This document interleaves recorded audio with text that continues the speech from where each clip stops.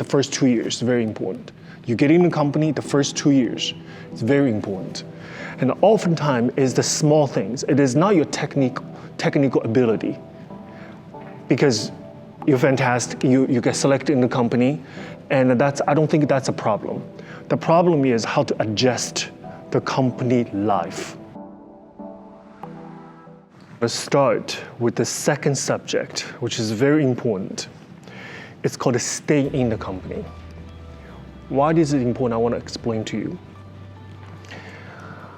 I have witnessed many examples of students, of fantastic, talented young students. And we even see some examples of almost prodigy-like young dancers coming out of YGP. Beautiful, talented dancers, and have everything that you think that they have to have a company life and to excel and thrive in a company environment. But I see so many examples of when those kids get into the company, somehow it did not go as you would think should happen to them. You would think they will have a fast track to excel in a company, to do great things and have beautiful roles, because technically they're perfectly able. I want to talk about why this kind of things happen, why this person, this young dancer, did not excel in a company the way they should. And so it'll help us to understand this very important block, the time, which is stay in the company. I would think the first 2 years is very important. You get in the company, the first 2 years, it's very important. And oftentimes it's the small things. It is not your technical ability, because you're fantastic, you get selected in the company, and I don't think that's a problem.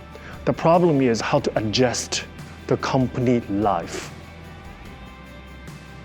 Not only daily classes, rehearsals, performances, but the overall lifestyle of a professional ballet dancer. One thing I can tell you that it's going to be very different from your school life. One of the biggest differences is that your teacher is not going to be there with you.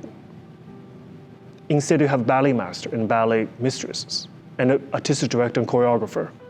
Those people are your teachers and your mentors, but they're not your teachers. So you know very well in school, especially boarding school like this, your parents, your teachers almost like your parents, right? So they're here with you all the time, and you have issues. I'm hoping that you can communicate with your teachers about even things that are not related to dance, right? They are your confidant, they're your supporters. They're there to guide you, give guidance in the general direction that you're heading. But in a company, suddenly you experience a lot of freedom.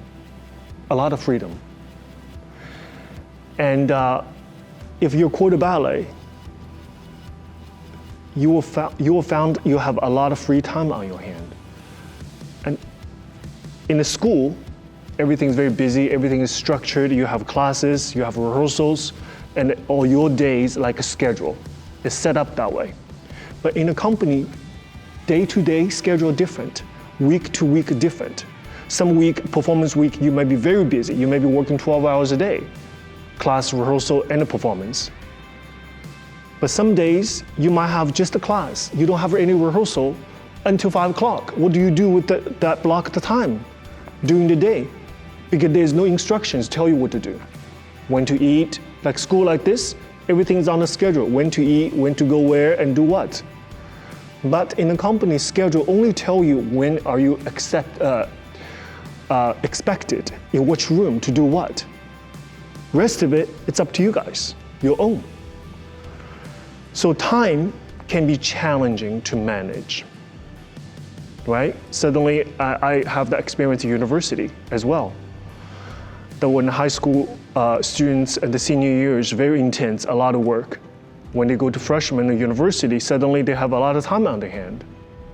right? Managing time is one of the challenging aspects of your professional life.